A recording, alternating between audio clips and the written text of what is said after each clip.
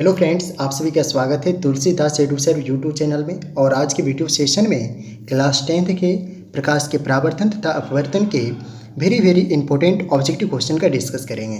तो फ्रेंड, आप इस वीडियो सेशन में शुरू से अंत तक बने रहिएगा। अगर अभी तक इस चैनल को सब्सक्राइब नहीं किए, सब्सक्राइब और बेल आइकन को प्रेस कर दीजिए, क्योंकि ऐसे ही और भी वीडियो का नोटिफिकेशन आपको सबसे पहले मिल सके। तो आज के वीडियो सेशन को स्टार्ट करते हैं। और आपके सामने फर्स्ट क्वेश्चन है कि प्रकाश की किरण गमन करती है, यानी आपको बताना है कि जो प्रकाश की जो किरण है वो किस प्रकार की गमन करती है।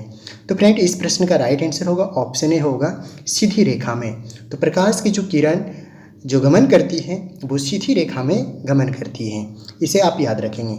चलते हैं फिर नेक्स्ट क्वेश्चन की ओर।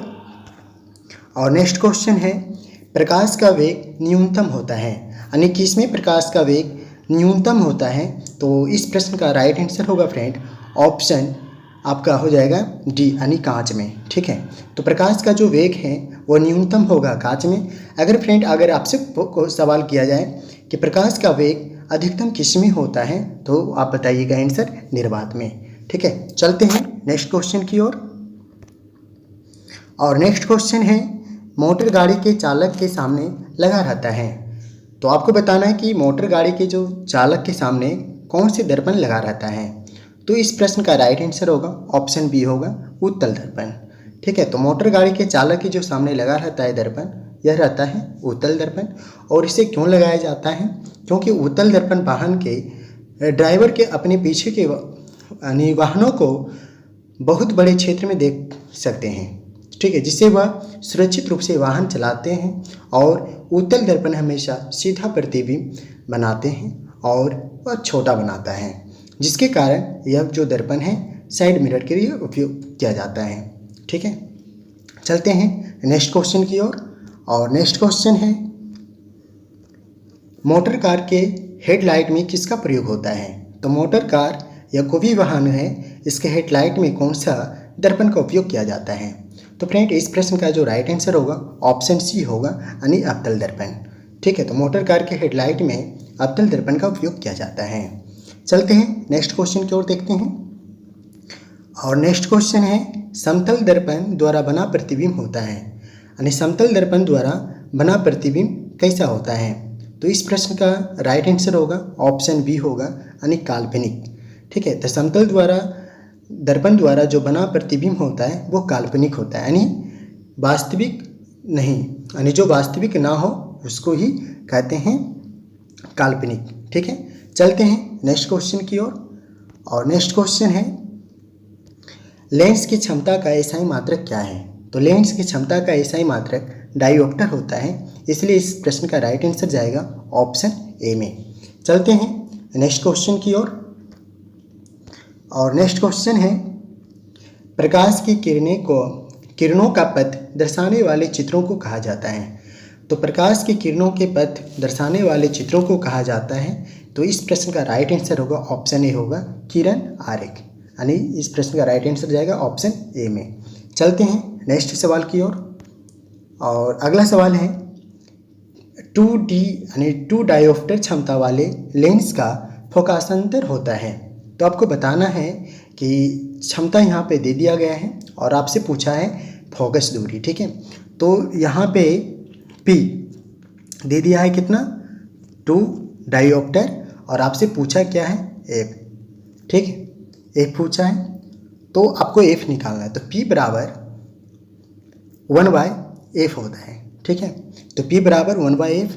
तो P मेरा कितना है, 2 डायोप्टर, तो P की जगह पर 2 रखेंगे। ठीक है, और 1/f। अब जब इसको मल्टीप्लाई गुना करेंगे तो 2f होगा।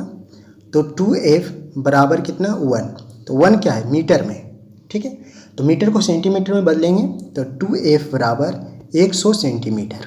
ठीक है, अब 2 बराबर 2 से 100 डिवाइड होगा 50 बार में, यानी 50 सेंटीमीटर। ठीक है, तो इस प्रश्न का राइट आंसर क्या जाएगा, ऑप्शन डी, यानी 50 सेंटीमीटर। चलते हैं नेक्स्ट सवाल की ओर। और नेक्स्ट सवाल है, किसी उत्तल लेंस का फोकासांतर 50 सेंटीमीटर है तो उसकी क्षमता होगी। तो चलते हैं इस सवाल को बनाते हैं। तो F कितना है, 50 सेंटीमीटर है। ठीक है, आपसे पूछा है कि P। ठीक है। तो P बराबर होता है 1/f, ठीक है। तो P बराबर 1/f, तो अब 1 और f कितना है 50, ठीक है।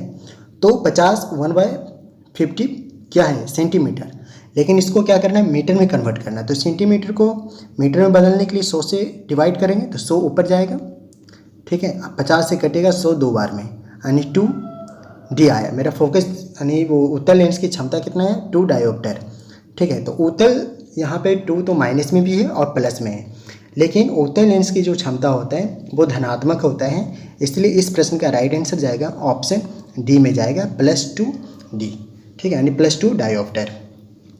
और अवतल लेंस की जो क्षमता होता है वो ऋणात्मक होता है। आप इस 2 पॉइंट को याद रखेंगे। चलते हैं नेक्स्ट सवाल की ओर। और अगला सवाल है प्रकाश के किरणों के समूह को कहते हैं। तो प्रकाश के किरणों के समूह को कहते हैं किरण पुंज, यानी इस प्रश्न का राइट आंसर जाएगा ऑप्शन बी में। चलते हैं नेक्स्ट सवाल की ओर। और है उत्तल लेंस की क्षमता होती है।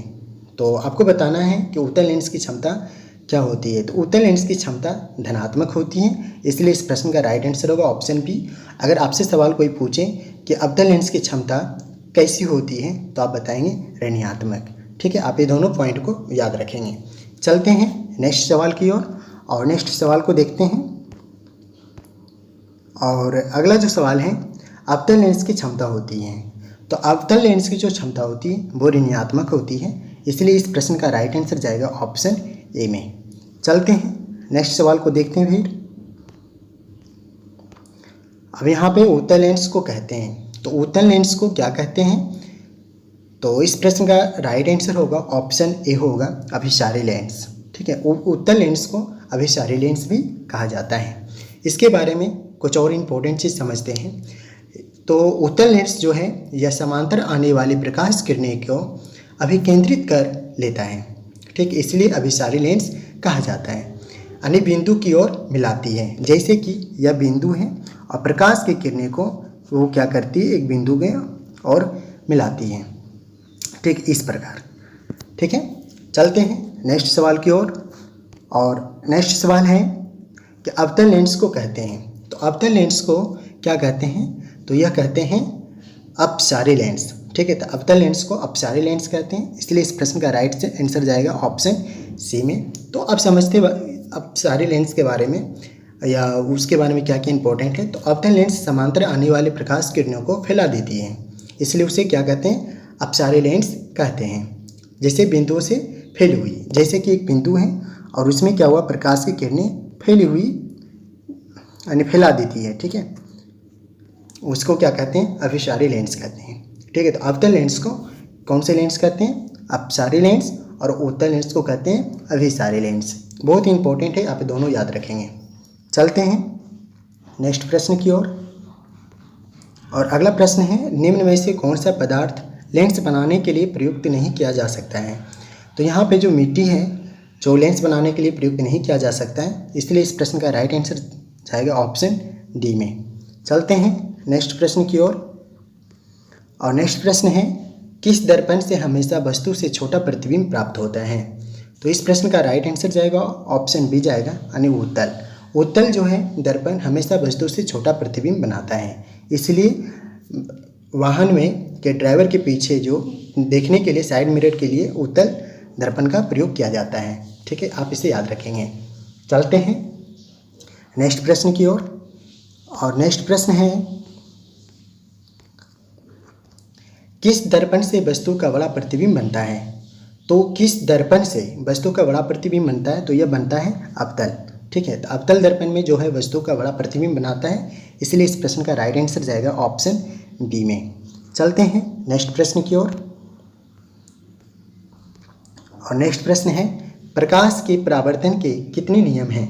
तो प्रकाश के परावर्तन के 2 नियम हैं, तो इसलिए इस प्रश्न का राइट आंसर जाएगा ऑप्शन बी में। नेक्स्ट प्रश्न है जब प्रकाश की किरण हवा से कांच में प्रवेश करती है तो मुड़ जाती है।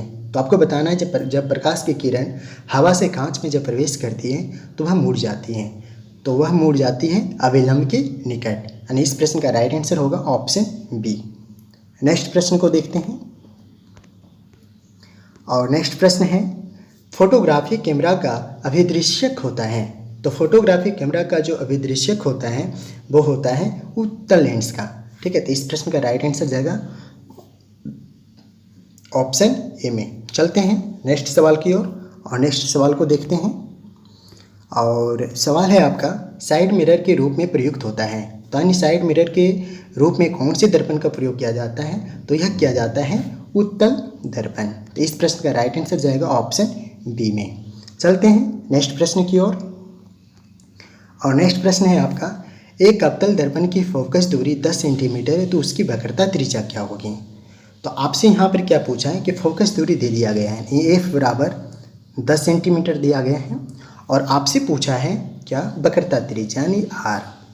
ठीक है, तो आपसे आर पूछा है। तो आपने इससे पहले जो हम सब्जेक्टिव वाले वीडियो बनाए थे इसमें पूरे डिटेल से बताए गए थे, बता दिए थे कि फोकस कैसे हम फोकस दूरी और वक्रता त्रिज्या में क्या दोनों में संबंध है वो दोनों बताए थे। तो यहाँ पे आपसे वक्रता त्रिज्या पूछा है, तो वक्रता त्रिज्या जो होती है फोकस दूरी की दुगनी होती है। तो एफ कितना है? 10 है, तो आर कितना हो जाएगा? 10 दूनी 20, यानी 20 सेंटीमीटर इस प्रश्न का राइट आंसर होगा। ठीक है, या फिर आप इस फार्मूला पर बना सकते हैं। इसका फार्मूला होता है एफ बराबर r/2, यानी फोकस दूरी वक्रता त्रिज्या की आधी होती है और वक्रता त्रिज्या फोकस दूरी की दुगनी होती है। ये दोनों पॉइंट आप याद रखेंगे। चलते हैं नेक्स्ट प्रश्न की ओर और आपका नेक्स्ट प्रश्न है, निर्गत किरण एवं अभिलंब के बीच के कोण को कहते हैं।